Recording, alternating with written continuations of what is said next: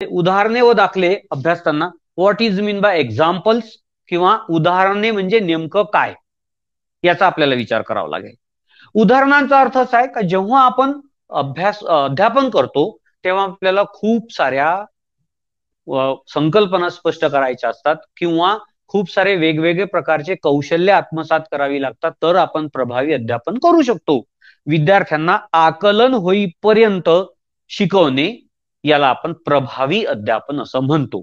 आकलन झाल्यानंतर त्याचा वापर सुद्धा त्याला करता येणं अपेक्षित आहे. तर हे वेगवेगळे जी कौशल्य आपण आत्मसात करतो त्यामध्ये उदाहरण दाखल्याचा आपल्याला कौशल्य आत्मसात करायचं आहे. उदाहरणे म्हणजे एखादी संकल्पना स्पष्ट करण्यासाठी आपण दैनंदिन जीवनातले अनुभव किंवा एखादे छोटे मोठे प्रसंग त्याला पुष्टी म्हणून सांगतो, सपोर्टिंग म्हणून सांगतो, त्याला आपण उदाहरणे असं म्हणतो. लक्षात घ्या, मी परत ही गोष्ट